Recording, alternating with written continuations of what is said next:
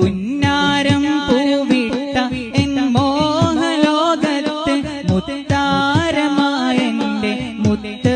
റസൂല് പുഞ്ചിരിപ്പാടങ്ങൾ വിടരുന്ന നേരത്ത് ഇഷ്കും കൊണ്ടെന്നെ വാരി പുണർന്നു അഭിലാഷം റൗള